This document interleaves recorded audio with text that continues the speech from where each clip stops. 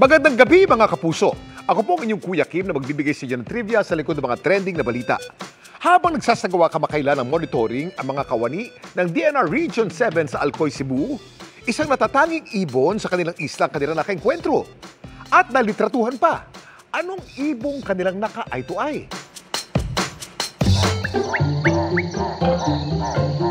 Ito ang ibong nalitratuhan kamakailan ng mga kawani ng DNR Region 7 na nagpalaki sa kanilang mga mata.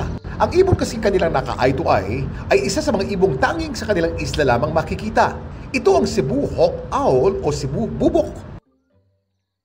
Meron po kami na population and habitat monitoring of priority threatened species in Barangay Nogas, Alcoy, Cebu. So yung Nogas, Alcoy, ito po yung timberland areas nila. It is a proposed critical habitat po.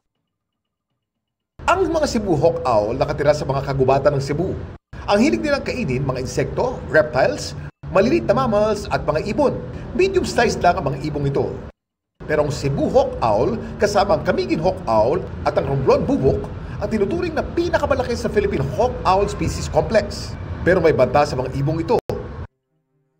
Nasisira kasi ang kanilang habitat o tirahan dahil sa legal at illegal logging at pagmimina.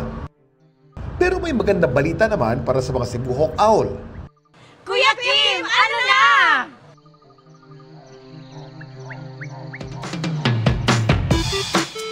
Dahil sa pagkasira ng kanilang tahanan, ang mga Cebu Hawk Owl kinlasify noon ng IUCN o International Union for Conservation of Nature bilang endangered o nanganganib ng maubos.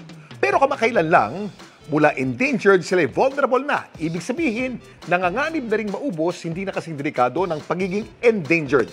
Ang kanilang bilang, maaaring umabot daw ng 900. Gayunman, huwag pa rin tayo kumampante. Ingatan natin sila at hindi pa rin sila ligtas sa mga banta ng habitat loss. Samantala, para malaman ang trivia sa likod ng viral na balita, i-post o i-comment lang, #Kuya Kim. Ano na? Laging tandaan, importante ang may alam. Ako po si Kuya Kim at sagot ko kayo, 24 oras.